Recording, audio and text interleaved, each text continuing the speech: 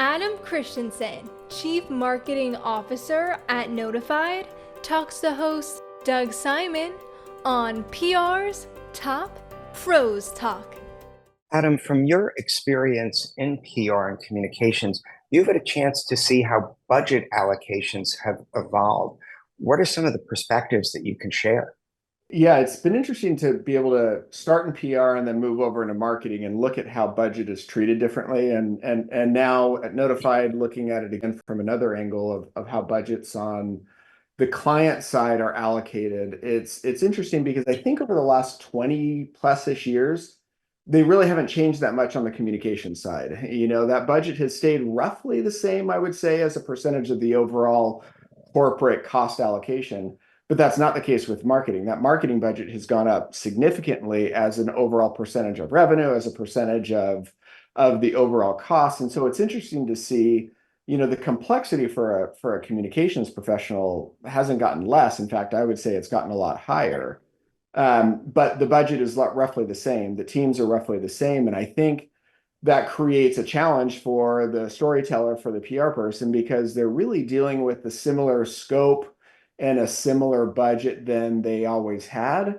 But the environment that they have to operate in it is far more complex. And so I think it's interesting to see, and look at why marketing, I think, has been pretty effective in being able to scale the budget as a percentage of revenue, as a percentage of the company, and maybe communications hasn't. And I think because of some of the changes in the market today, I think that we have an opportunity to shift that a little bit and to recapture some of the value that communications is providing, which means on the corporate side, getting more of an allocation of the budget to be able to help them be successful. And I think there's some promising opportunities, I think, for client side PR people to be able to capture a larger share of that and really help them to be better at their job. Do you think it's because, and while PR is generally considered as more effective per individual dollar, it might be harder to measure the outcome of each individual dollar spent? Is that a part of why you think it's trended that way, where marketing's been able to make a more effective case for the spend? I think it has, absolutely. When you get to, large budget, large budgets, you have to have that defensibility. And usually that happens on a weekly, monthly, quarterly basis. And with performance marketing and highly instrumented marketing, tools and advertising technology, it gives you that ability to really be able to see the direct correlation between effort and outcome. And usually that's measured in some sort of on a consumer side, either actual revenue and sales, or on a B2B side and a pipeline contribution. And so that's made it easier to be able to justify that.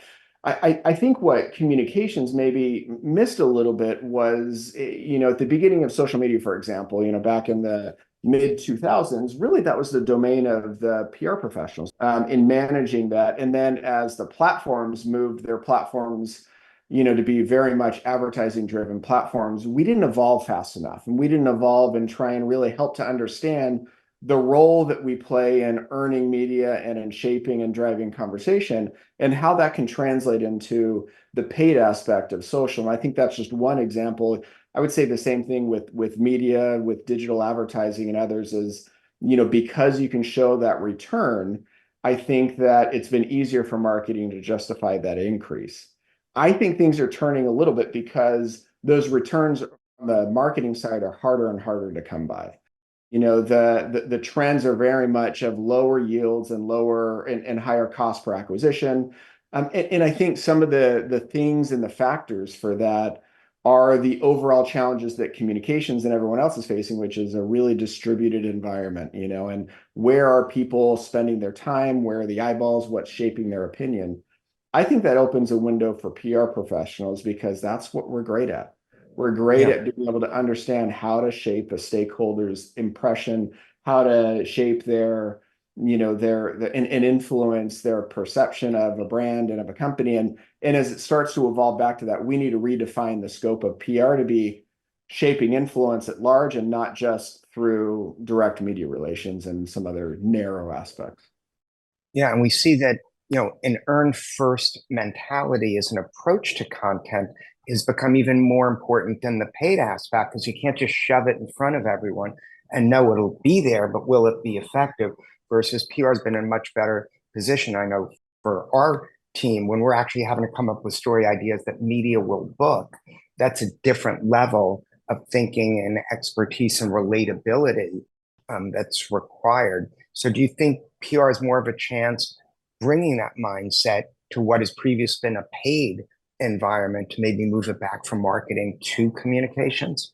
I think it's really who can do a good job in-house in blending those two things, because I think that you have to take an earned mentality to paid. Right. Because you need to earn the attention, the eyeball, the engagement, whatever it is, and whatever the outcomes that you're trying to drive. And for the PR professional, the communicator, they need to know then how to be able to blend and use paid advanced analytics and other things to be able to take advantage of the earned media that they're driving. And I wouldn't even say media, earned engagement they're driving, and then be able to understand how to use paid as an extension and as a catalyst for that as well. And so I think there's a couple skill sets at the PR side, and I'm speaking really to the in-house communicator, because I think Mm-hmm. some agencies on the PR side have done a good job of blending that. But where their budget has gone up, I think it's largely come from the marketing teams and not necessarily the PR teams. And so I think the client side PR is looking at it in a less boundary, in a little more broad of a boundary, rather than the narrow scope of I only do earned, and then if it touches something else, then I'm going to pass off to somebody else. I think that as we blend that, then it's really an earned first approach, regardless of what it is. It's how do we earn the stakeholder engagement at large. And switching from your in-house insights to, I guess, what you might call the outhouse version or outside PR We'll call it people on outside. I think that. that's a little better. Not the Maybe outside. there's another word. Outside PR council might work a little better. I was There you just go. running with what you had. So, what are some of the things they should be doing? Also, motivate an increased level of spend so they can be effective. Because lots of times they're on the front lines of getting that content out there, whether it's an earned or even a paid approach. There is an opportunity for the agencies to really provide and move the client side into the future, drag them into the future a little bit more. Especially, I would say, in that mid-market, middle-sized company, where if you're a huge company, often you're able to invest in really high caliber talent and large teams where you can find that. That's not the case where you've got 1 to 5 communicators. And so I think that's where the agency can play a role, not just being an outside counsel, but really helping to be able to bring them along. I think that's the biggest area that they can drive. And then, of course, they themselves, to do that, they need to be very, very proficient in the newest technologies and having that blended view of an earned first approach, regardless of if it's paid or owned or whatever it might be. With that earned first approach, I saw you were at the Tri-State PRSA conference leading a session on earned with actual broadcasters, print reporters, the gamut online reporters. Is it still important to earn media as part of what you're doing? Is that value solid? Is it there? Is it increasing? Because it's become more difficult even. It is absolutely still important. I don't know if it's more important as a percentage of the overall work, simply because there's less media, and we know, and there's fewer media, and then that media is more fragmented, and so it's harder, right? And it's interesting, yeah. The panels, it was great. We had people from CNN, from Forbes, from NBC, and others, and they shared a couple things, of the challenge that they face, and also being able to tell concise stories in this new medium, and looking at different form factors than others. I think they're looking at journalism in a slightly different way as well. It's storytelling on a couple different areas, if it's podcasting, short form, long form. And I Yeah.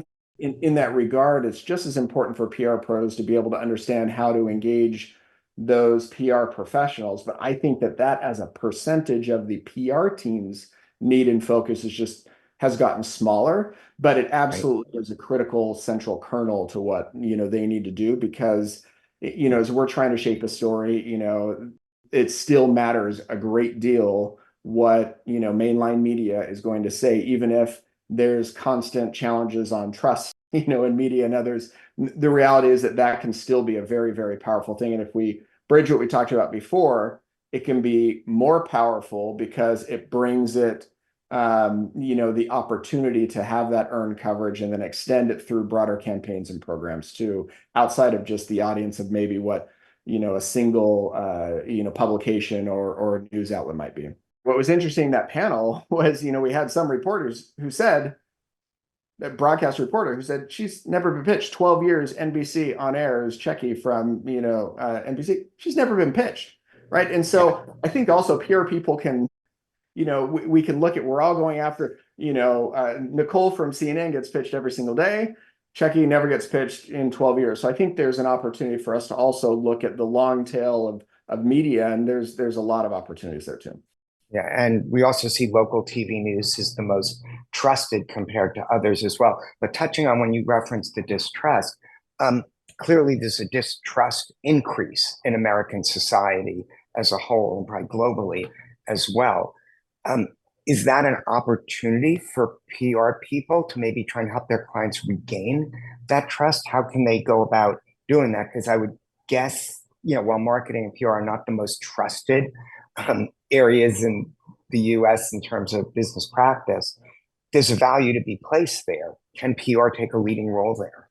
I think so. And I think there are a couple of things. One, we think advertising and PR maybe aren't the most trusted. You also think that about business, but we all know the Edelman Trust Barometer. It shows that business scores very high. And what also scores very high are very traditional kind of things that we do. What's on our corporate website, press releases, we care a lot about that, and what, and how we communicate.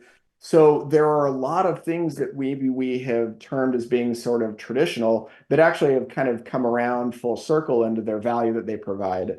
But I think beyond that, it's this is I think the external factor that gives PR an opportunity to recapture some of the maybe some of the budget that they've lost, but importantly, more of an important play and a seat at the table inside of a company, because everybody knows that we face this sort of cynical wall of distrust, no matter the stakeholder, if it's a customer, a partner, a regulator, or whatever it is. And advertising can only take us so far with that.